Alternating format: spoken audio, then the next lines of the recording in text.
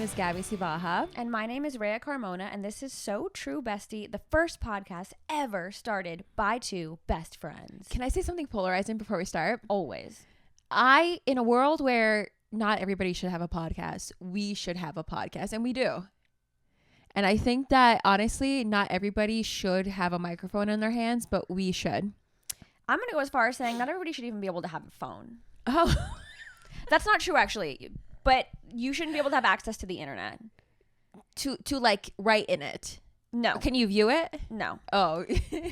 You should have to take a mental health test before you get access to the internet. Okay. It would be, Tumblr wouldn't exist. I'm going to be honest. So. Neither would Reddit. Today's a little bit of a more serious episode. It is. I like that we are kind of like juxtaposing fun ones like gossip episodes with the more serious ones, whether that's about like unrealistic beauty standards or, for example, today we're going to be talking about religion and spirituality. Honestly, I'm excited, but first we should do our ins and outs. Let's do it. You want to start? Yes. Okay. All right. My first in is vanity.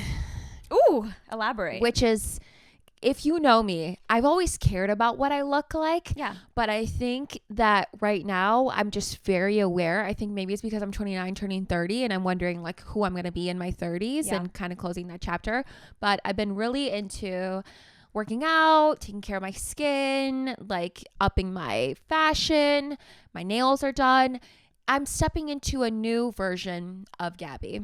And I love that. That's in. Here's the thing, and it's funny because Gabby and I were joking about this. The more you have to look at yourself, the more aware you become of the little things that are maybe technically vain, but make you happier. You know what I mean? And I think I've been looking at myself in cameras because I've been making content for 10 years, and you are kind of just starting to have to look at yourself a lot. Like when you're editing a podcast episode, you're looking at yourself for hours. And I feel like that correlates to you being like, oh, I like want my hair to like look shiny and nice all the time. I want my nails to look done all the time. And yes, technically is that vanity, but I think you've seemed happier to me, to be honest. You've seemed like you were in a better like mood. I agree. I went out last night and your nails were done. You had like a cool new outfit. Your hair was done, your makeup, and you were in a great mood. And we like took pictures and you liked them. Like it was cool to see that. Yeah. And I don't think that vanity should be a taboo word or bad word. Like I actually think that like, you know, people are going to judge us anyways. So we might as well feel our best and put our best foot forward. And that's where I'm at. I love that. Thank you so much, sweetie. You've been a great help in this transition for me. I'm the queen of vanity. My out is the ocean. And I know you're going to hate that because you're a Miami girl. What? We don't belong in the ocean. We belong on the shore. Sure. I get served TikToks of deep ocean. Do they have that sound that's like, yo ho? That scares me so much. When I hear that sound, it's a spooky sound. Dude, this is me looking at, so say the yo ho. Yo. I'm like, he's coming. He's coming. Mr. Ocean's coming. Davy Jones.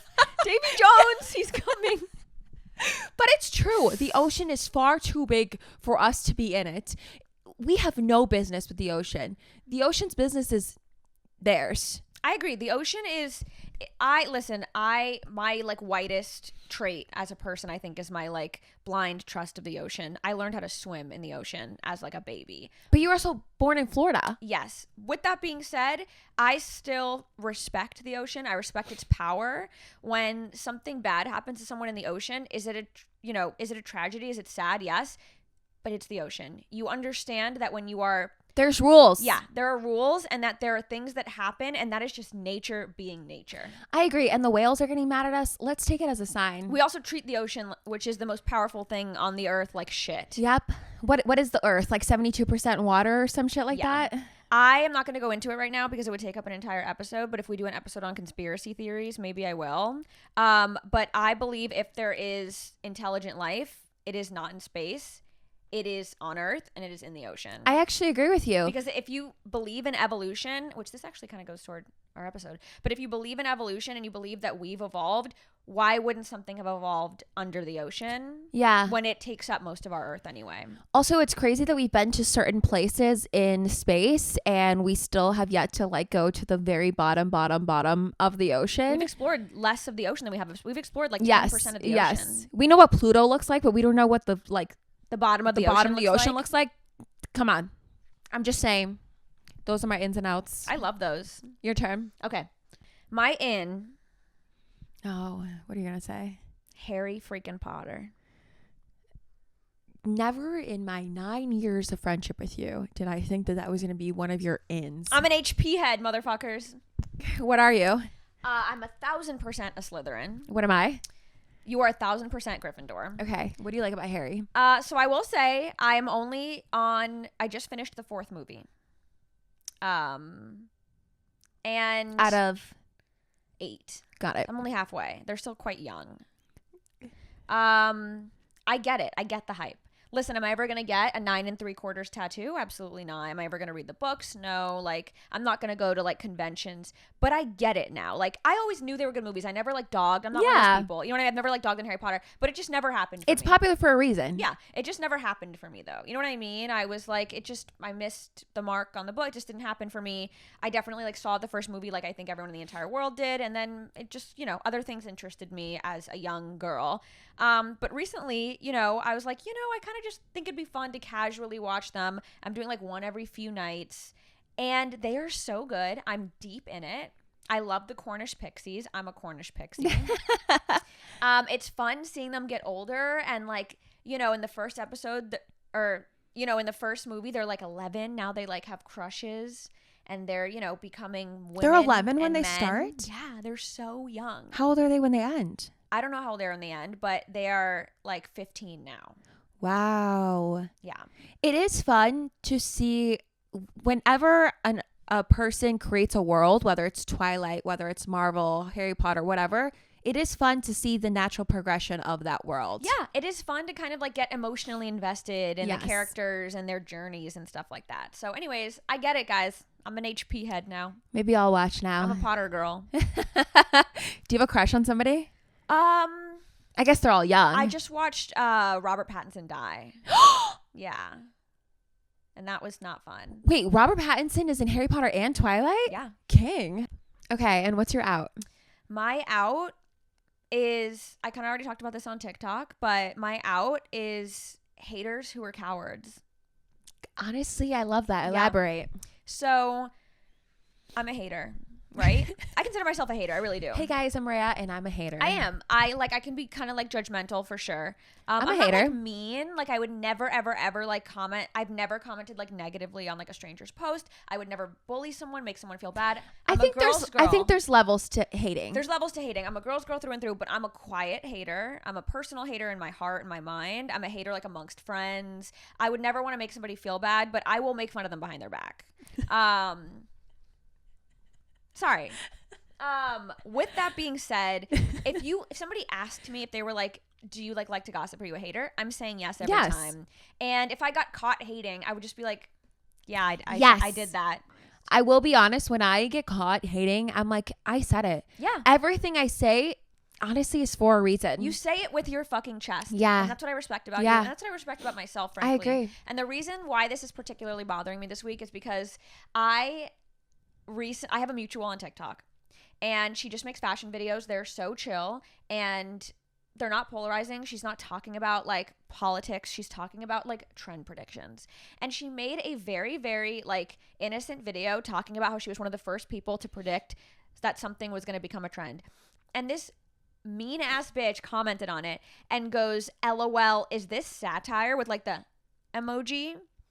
And I don't know why, but I immediately got so angry. And so I responded to the girl and I was like, wow, you sound like an absolute sweetheart.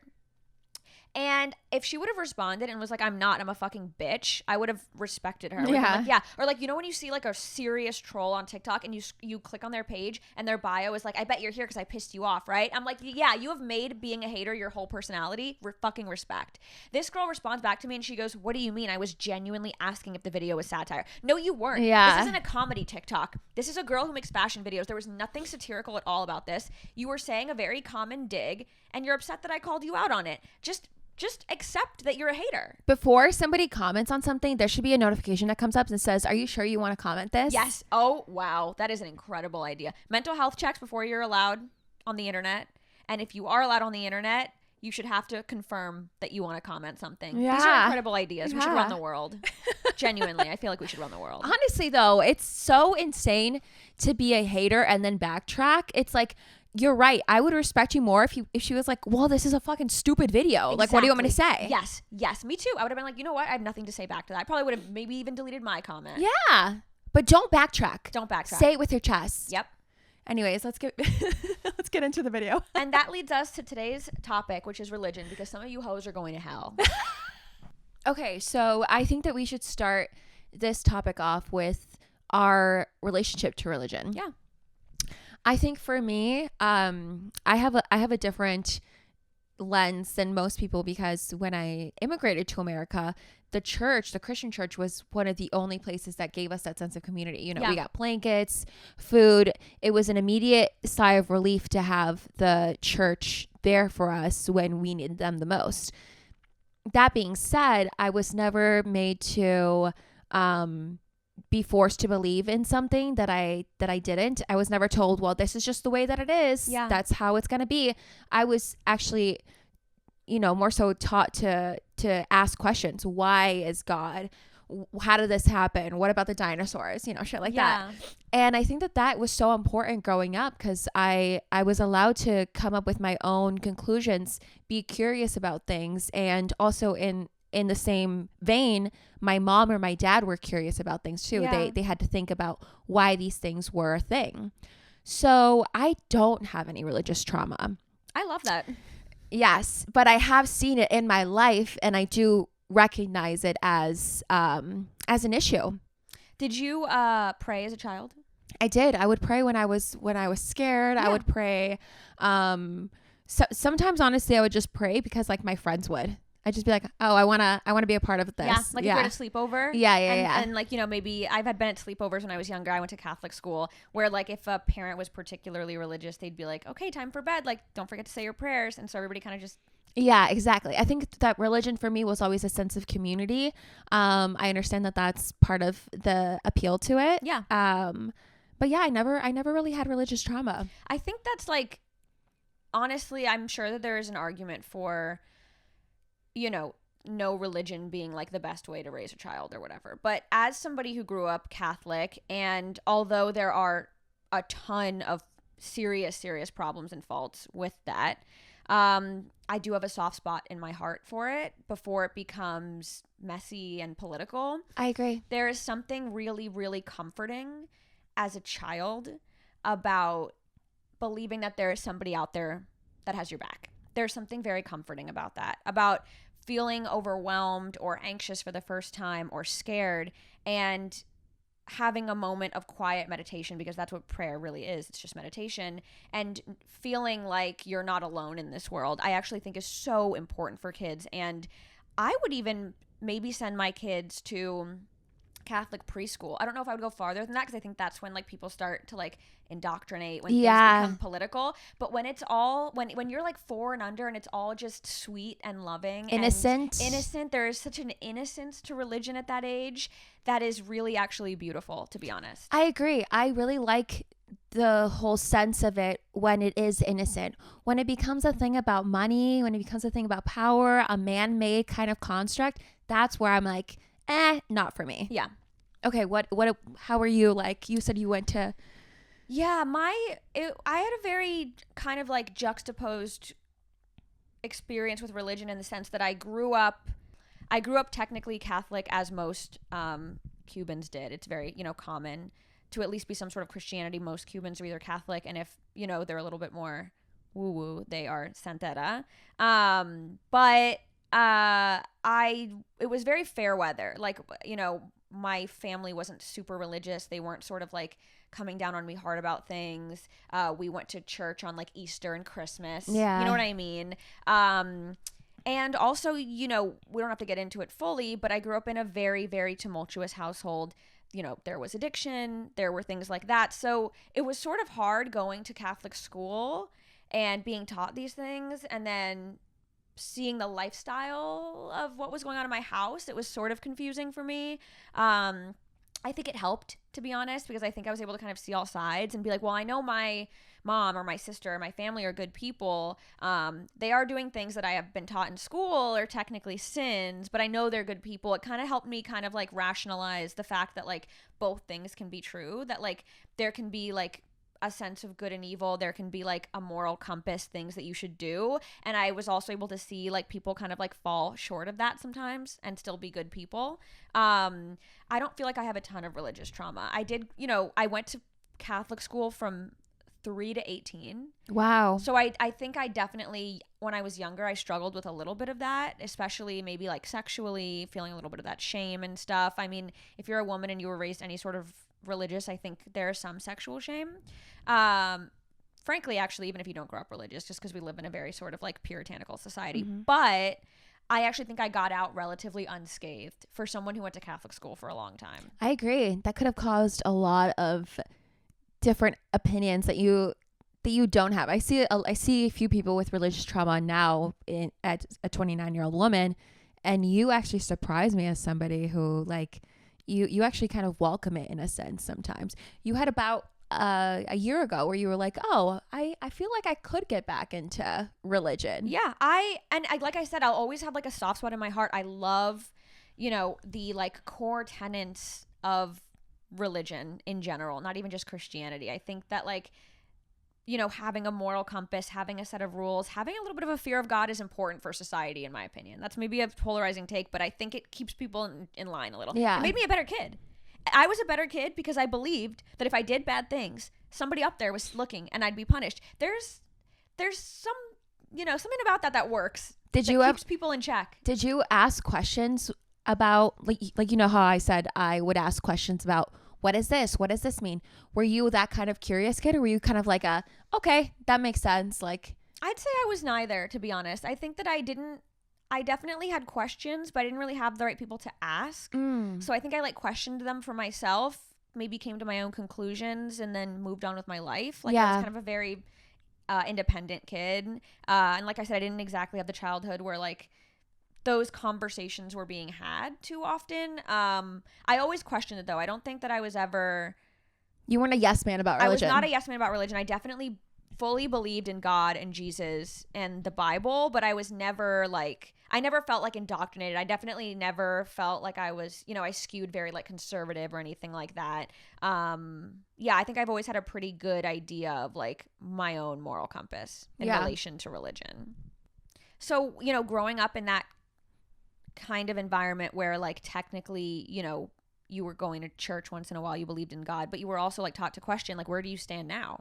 I think for me, I'm definitely not religious. I think that we would go to church, Easter, Christmas, everything. Yeah. But the beautiful thing was I was never forced anything. So I came up with my own conclusions. And through that, honestly, up until 3 years ago, I believed in nothing. Yeah. I kind of like just prayed when I was scared. And that was the extent of my religion.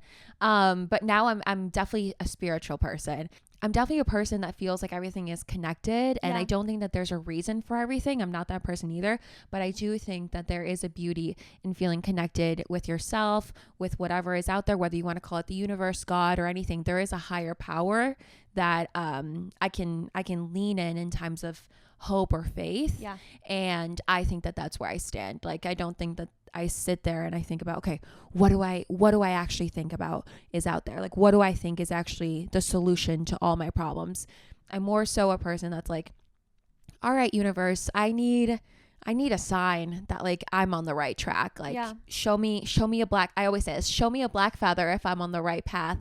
And whether that's my mind coming up with its own conclusions or trying to save me from myself or whatever it is, I'm less focused on what it is because I don't really care, but I'm more so focused that I'm just getting through life with whatever I'm thinking. Yeah. Whether it's like there's a man up in the sky or there's just ever surrounding universe that has your back, or it's just me having my own back. Yeah. One thing that interested me about that, did you say you don't believe everything happens for a reason? I don't. That surprises me. I feel like when I first met you, you kind of did a little more. Yeah, I think that if something bad does happen, like if, let's say, I think of it in the sense of like, if I'm late to something, I'm like, okay, maybe it was for a reason. Like maybe there was a crash on the highway. In that sense, I do. But a lot of heavy shit has happened in my life where I'm like, I'm a good person. I didn't deserve that. Right. So I don't think that everything happens for a reason. I'm sure there's a lesson in whatever happens, but like, I'm not a person that needs to find that lesson to like make sense of what has happened to me. Yeah, that makes sense. I think I honestly fall in a similar way. I think I can be a little manic with my beliefs. So sometimes I've gone, full nihilist, like full absurdist. And there are aspects of that I still find very interesting. And I frankly believe in some ways, but I would not call myself a full on like absurdist or nihilist. I also would not consider myself religious. I think I do fall in a similar place. I think I'm still kind of figuring it out, which is kind of like interesting because, a big aspect of my jewelry brand is based around religious iconography. I think the way that I kind of grapple with that is I was raised Catholic. I do love and respect religious iconography. I think it's beautiful and I am inspired by it. And I do like using it in an aesthetic sense. I don't personally find that offensive. I can see how people do. I respect that. If somebody doesn't like the fact that I'm not like a practicing, every Sunday Catholic person. Can I also intervene though and say that we both grew up very Hispanic, and crosses and and anything of that nature was a part of our households. I couldn't walk into a room without a cross there. I could absolutely not. Like it is religious, but it's more about like the Hispanic culture as well too. And that's the thing for me is it's like I grew up Catholic, I grew up Hispanic, I grew up in Miami. That all of that stuff made me the person I am internally, but also aesthetically. You know what I mean? I still resonate with those things, and it's not. I think it's also hard because sometimes once in a while somebody will be like, oh, well, if you're not like a practicing Catholic, but it's like, what does that even mean? Yeah. What does that even mean? Yeah. Because if you're a full on practicing Catholic, it's like, okay, do you believe in everything that the church stands for? Are you pro-life? You know what I mean? Or it's like, there are a lot of polarizing topics. So I have come to my own conclusions, which is that I am going to pick out the things that morally resonate with me, and I'm going to question the things that don't. And if somebody wants to call me a fair weather or a cherry picker for that, so be it. That's how it should be. We'll meet our maker or we won't, and I'll deal with that when I have to deal with that. I agree. That's what it really should be. I think that like there's too many rules to this. There's too many, this is good, this is bad. The world is not that way. Yeah. And I think that it's so dangerous to just follow blindly on something and not ask yourself questions about why things are the way that they are. I think also like you can mix certain different types of things from different religions into one. Yeah. It doesn't have to, not everything has to have a name. Your sense of who you are doesn't have to have a name. I'm Christian, I'm Catholic, I'm spiritual. You can just like exist and believe the things that you believe. Yeah. Do you believe in spirit guides or manifestations and stuff like that? No. Really? I think once in a while I will like participate. But it is absolutely for fun. It's the way that I go and see a movie and can take myself a little out of reality. I think it's fun to participate in things like that. And I do think that there is something to manifestation, but I think for me it's a little more logical. I think it's like if you really want something, you will inevitably work harder for it, and that thing will happen. But I don't believe it in the sense of like if you do this thing and you write it down on the full moon and then you burn it and you do it next to this type of crystal. It's like no shade to that stuff. Again, the same as more traditional religion, whatever gets you through this hard life. Yeah. But I personally don't subscribe to the idea that things happen for a reason, and if you put things out there, I believe in energy. Yeah. But I almost believe in energy in a more logical sense. Like, energy is science. Like, energy exists. But I think sometimes people go really hard with like the spiritual manifestation aspect, and it kind of hinders them. I was about to say, I kind of stop believing in things when they become too extreme. I'm kind of in the middle of things. Like, I do believe in energy. I think energy is the greatest power on this earth. I believe in spirit guides. I don't think that if I say I want $100,000 and I burn a check or something, that I'm going to get it. I'm going to get it if I work hard and if it's in my head and, you know, I work towards it every single day, but I'm not going to get it because I asked the universe for it. Like, I think in those instances, it's more how you were saying, logical, where you're like, okay, this is my goal.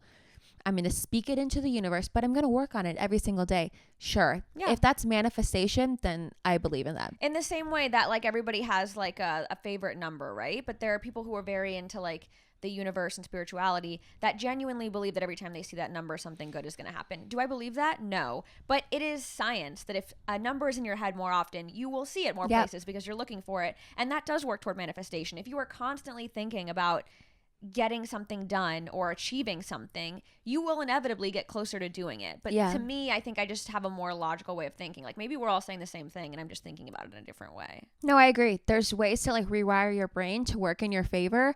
And in that sense, manifestation is good. Yeah. And, you know, I see numbers all the time. I see a black feather. If that helps me, then that helps me. Exactly. And that's the thing. That's, I think, why I don't kind of like, unless we're, you know, we get into an argument about like human rights or like your beliefs affecting somebody else, that's its own thing. But in general, I am very, even at my most nihilistic, I am very empathetic to the fact that religion has existed since humanity has existed for a reason. It's because life is fucking hard. Yeah. And it is easier to get through life if you believe that there is more out there. It is easier to get through life if you believe, well, this bad thing happened, but it must have happened for a reason, or this good thing happened, like I deserve it because I'm a good person, or I'm not going to do this thing because like that's bad and like I might get punished for that. I think there's an aspect of believing in something else that keeps society moving. It keeps us sane a little bit. It's really hard to go through life not believing in anything. It's really, really hard. So I empathize with whatever beliefs because,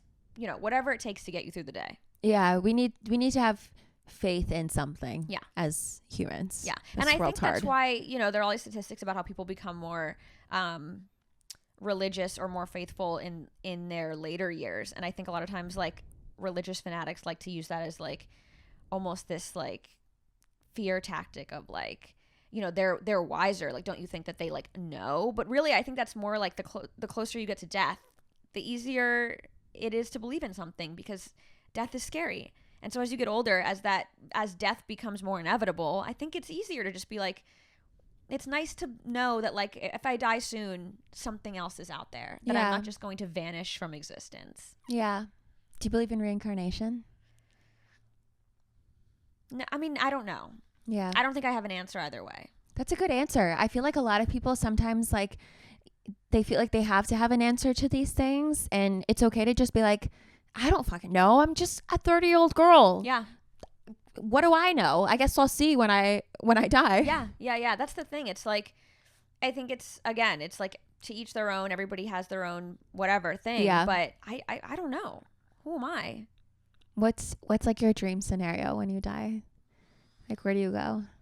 I don't actually, this maybe sounds kind of dark. I don't hate the idea of it being nothing. Yeah. I don't hate the idea of just not existing and so nothing. You know what I mean? Like, you're not in the blackness. You're not aware. There's no awareness. You just die. Yeah. And that's it. I don't hate the idea of being done.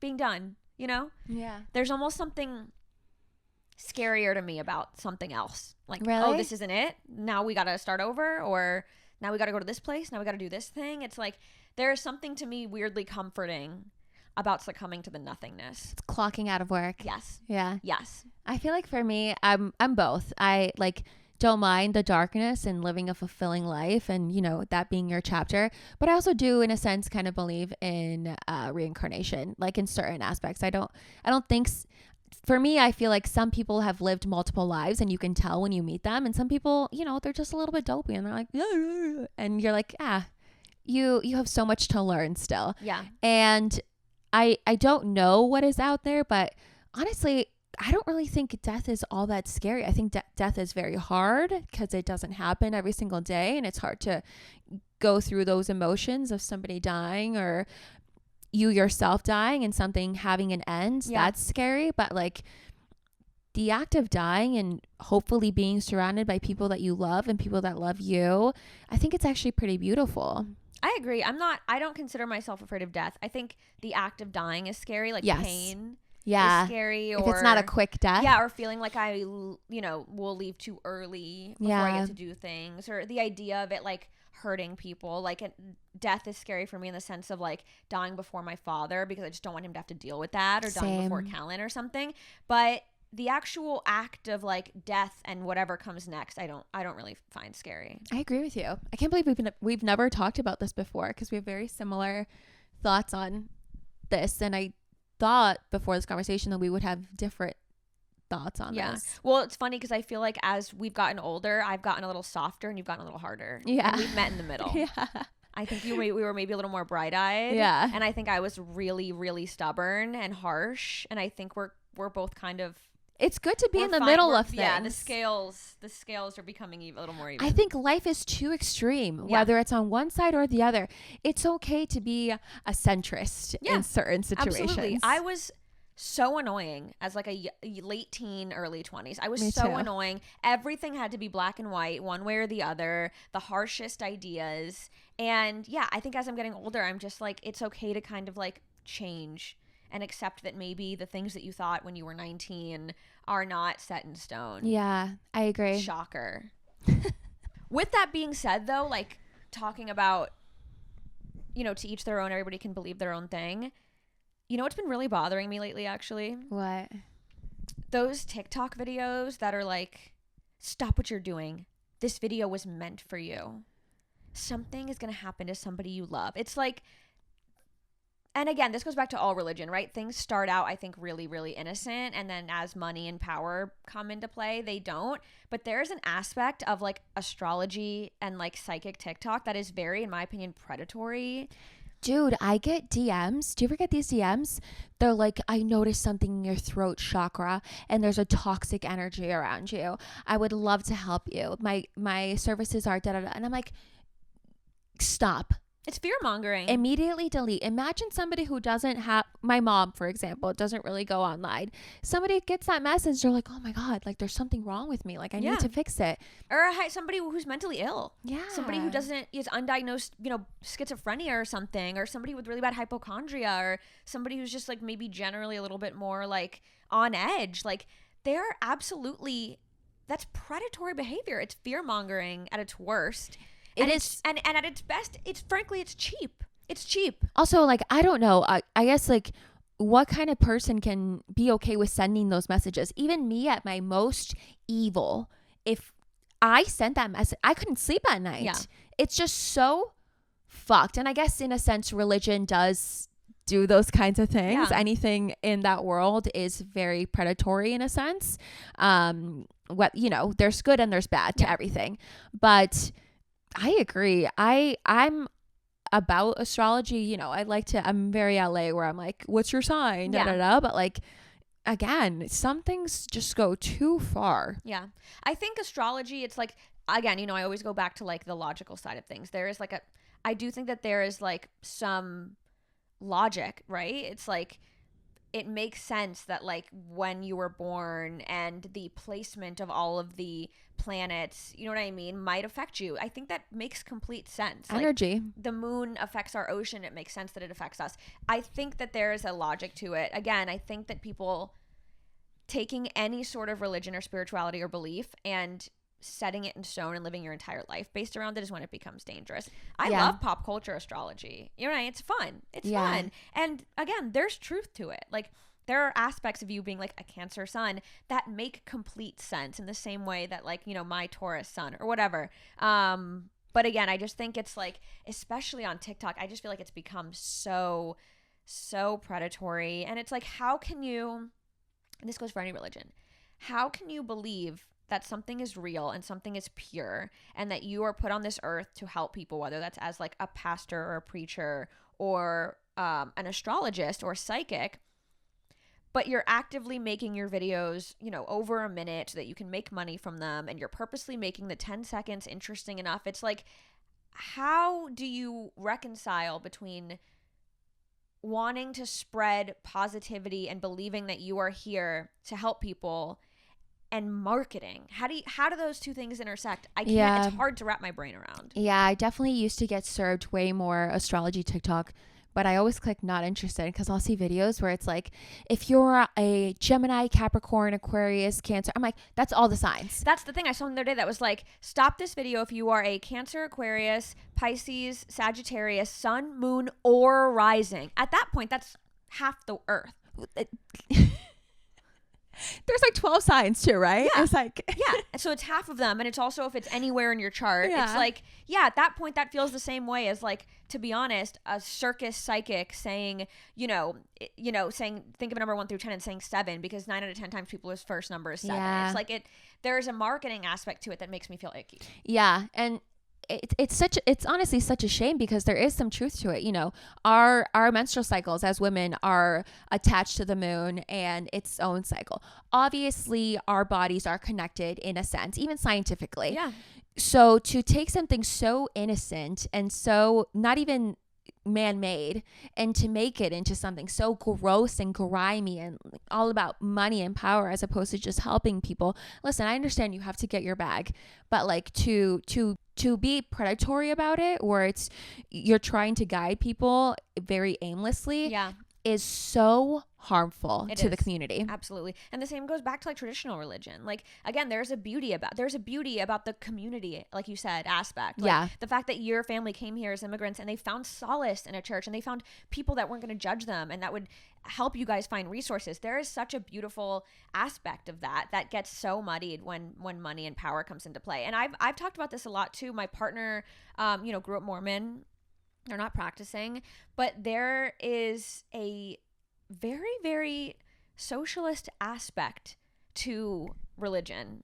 And there are a lot of views that actually kind of coincide with liberalism. You know, this idea of like a community, a center where everybody is equal, where it does not matter how much money you make and what you do for a living. We are all equal when we are here. And if you need something, we are there for you. And there is access to food and water and housing and shelter. There is a really beautiful socialist aspect to, even Mormonism, for all its terrible aspects, which there are terrible aspects. Are you on Mormon TikTok?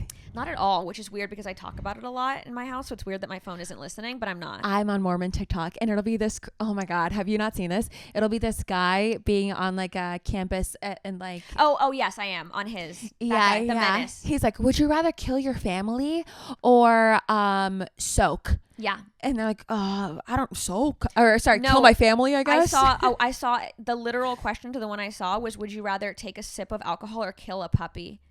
And half the people said kill a puppy. That's crazy. But it also, to me, I'm like, listen, that person is valid, right? They're opening up discourse that I think is really important. Yeah. It's also hard when it's like kids and they're scared. You know, BYU has an honor code. They're on camera. Yeah. Yes. BYU literally is an honor code. If you get caught saying, doing things that are out of the Mormon practice, they will kick you out.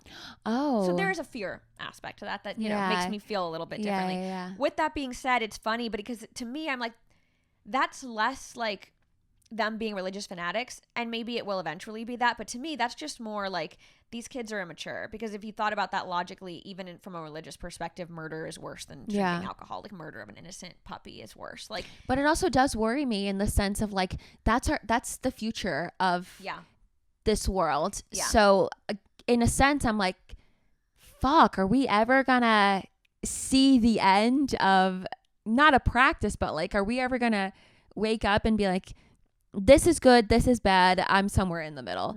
No. We're too nuanced as humans. There will always be people who believe different things. And unfortunately, humans are by nature selfish and self-serving. Yeah. That's just biological. We're looking out for number one. We're still trying to save ourselves from lions and tigers, except now we're just trying to like make it through the world and make money.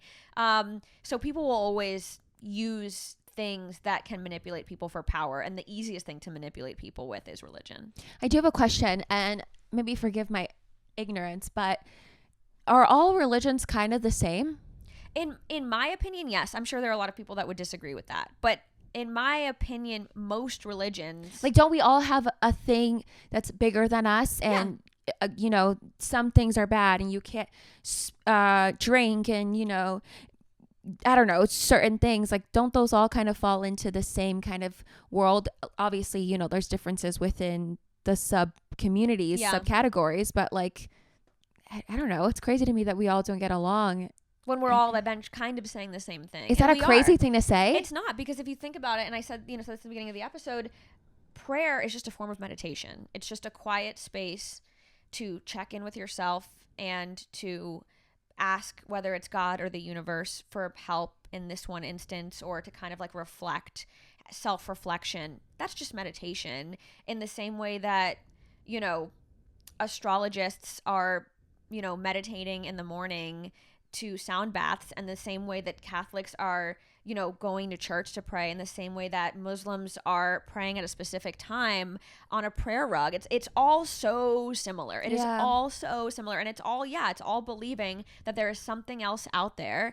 It is believing that there's good and bad, and that there's right and wrong. We're all so close. We're so close. So much closer than we want to believe. I've always thought that. I'm like, why don't people realize it? Yeah. Because we have more in common than we have not in common. Absolutely. And that's the hardest part, is I have, as we all do, you know, we have family members who are different than us, right? Whether that's politically or religiously. My family's still a lot more religious than I am, and frankly politically different than I am. I'm lucky enough that I don't have anybody that's like so problematic, but like definitely different politically than I am.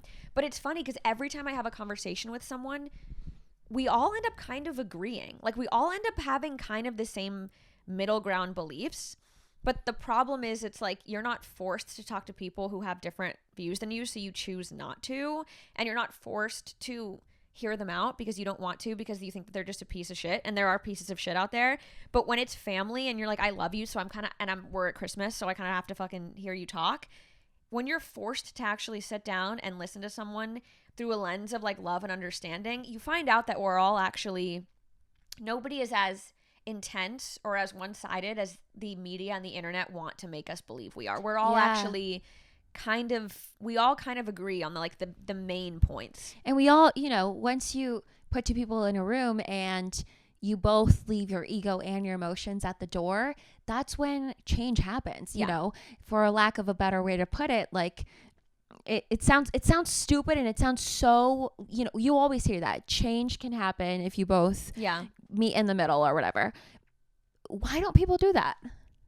Because we're complicated and stubborn and annoying. Stupid. I know. That just pissed me off. Okay. This is a kooky one. Ooh. What do you think about like fate and like soulmates, and, you know, this idea that there's one person for us all? Or same. Yeah. I've always felt this way. I think this is kind of where my like nihilism and my absurdism really reigns, is in this idea. Maybe this is completely contradicting to the fact that I can also be spiritual in certain ways, but I genuinely believe, this is a hard take. This is going to be even harder than what you're going to say, even though I think we kind of agree. I genuinely believe that finding someone that you love, and finding a lifelong partner, and finding, you know, joy in another person is complete 1000% luck. I think it's complete luck. I don't think that anyone was meant for each other. I do not believe in soulmates. I do not believe in any of that shit. I don't believe right place, right time, because you were meant to meet this person. None of it. I think it is 100% complete luck, in the same way that it is walking into a casino and making money. Now, do I believe that you can increase your chances of better luck? Yes. The same way that you can hit at 12 and you can stay at 15, or whatever the rules are for blackjack, you can increase your chances of walking away with money. In the same way that in life you can increase your chances of walking away with a good partner. You can be a good person, you can be communicative, you can go to therapy, you can be open to the idea of love. But I do not believe that there is any sort of idea out there that like you were meant for this person, or that a soulmate exists. I think it is complete luck, and I think that I just happened to meet my partner at a time that I was ready for a relationship and he was ready, and we both had jobs that made it easy for us to be able to hang out and see each other, and we had the means to be able to be on the internet and chat and meet, but all that was just luck. Yeah. I'm more so less luck. I'm more so hard work. Like, I think that which is kind of the same essentially, but like, you know, I've been married for 7 months, with my partner for 6 years, and time in a relationship is hard. People change throughout your relationship. Things happen and you have to work hard at that stuff. Anybody could be a soulmate given how much hard work you both want to put into it. I don't believe in this idea that like, oh, you know, this person, they and they're just like me, and we both love volleyball and we both love watching TV on Sundays. That shit doesn't matter. It's the hard work. You both love volleyball? Yeah. I don't know what's out there. You're right. There are couples out there who bond over their love of volleyball. Beach volleyball.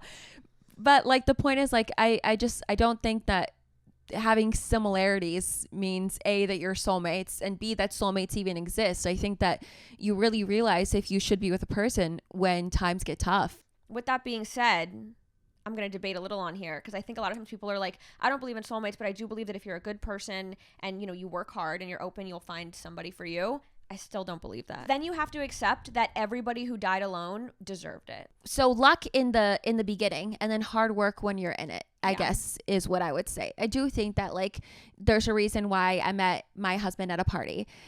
Like, we were both there. I do believe in the invisible string theory. It's one of my more innocent qualities, where it's like, I think that sometimes people are in your existence, but you don't get to meet them until later on in life. Like, my sister watched your YouTube videos when she was younger. Yeah. How did you and I become friends? I guess in a sense, like, that could happen, but like, that is my more innocent Gabby thought. Or like, you know, when I was coming out with that app that we were talking about, like when me and you were doing the app, like State Champs, my husband's band was the band that we were talking about. Like, I do think that some things tie in together in that sense. And in that, I do think that there's luck.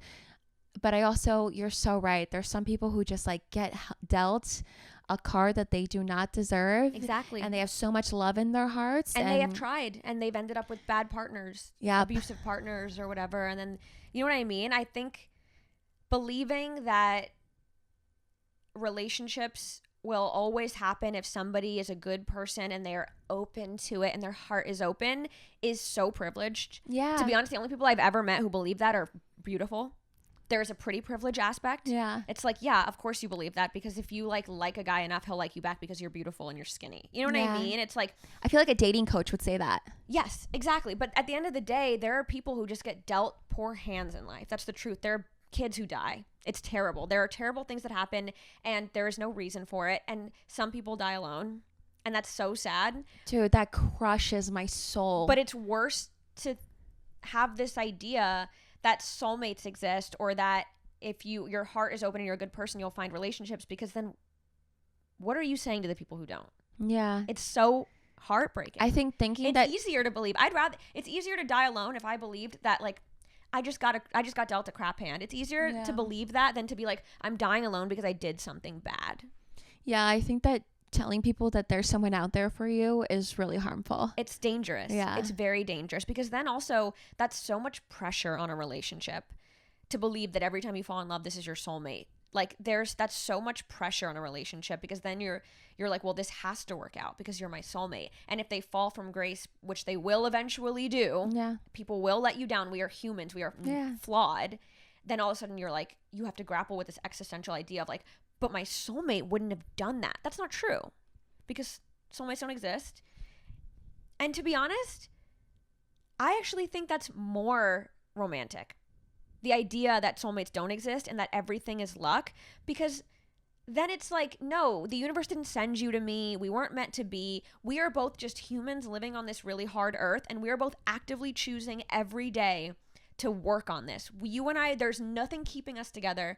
There is no fate, there is no universe, there is no secret bond.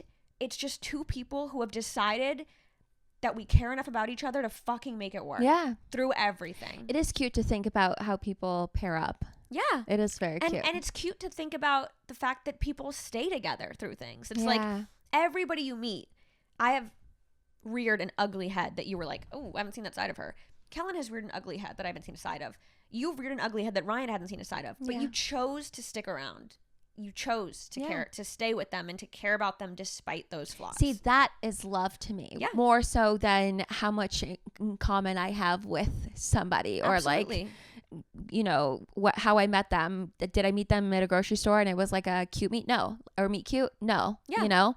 But I do agree with you in that. Like, I think love grows. Yeah. And I also think it's harmful too, because then there's this idea like when you meet your soulmate, you'll know.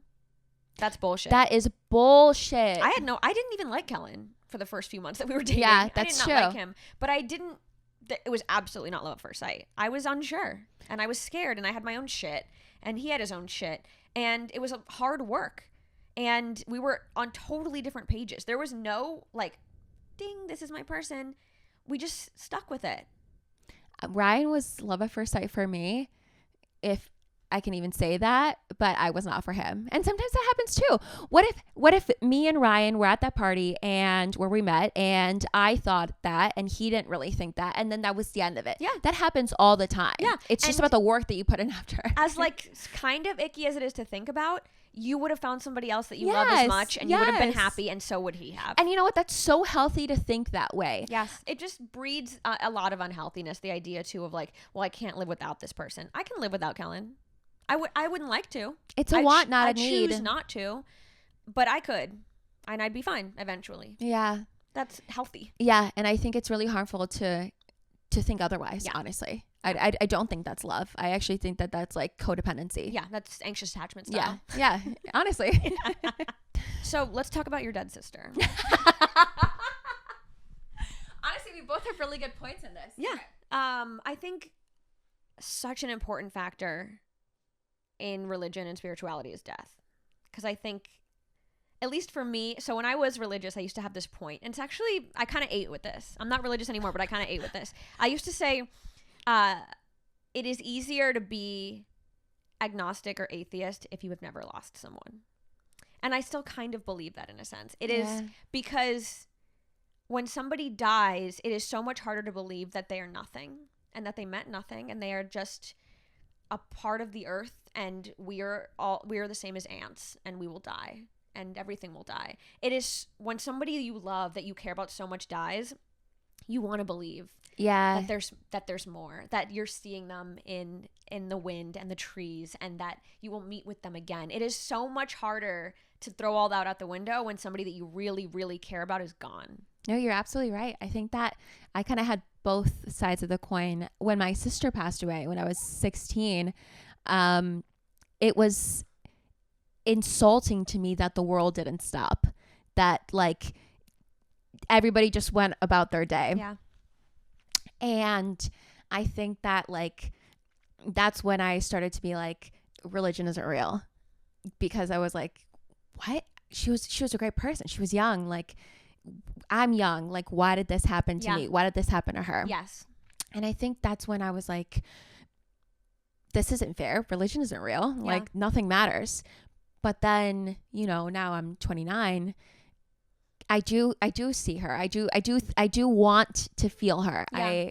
When she passed and I would see butterflies, I always think that like she's a butterfly, and whether that's like my brain again making sense of the situation or it's real, who knows, but like that helps me. And that's all that matters. Yes. That's all that matters. Yeah. I feel the same way. It's like, you know, was my mom dying at when I was 16. Wow, we both had deaths at 16. That's actually kind of crazy. That's crazy. Maybe I do believe in fate. But that is crazy. It is crazy. Yeah, it's like, does my mom dying when I was 16, is that fair? No. But yeah, it sort of gives you this weird perspective, because then it is hard to believe that they are nothing, and that frankly, in the grand scheme of things, they meant nothing, and that like everything else, they just died like everything else.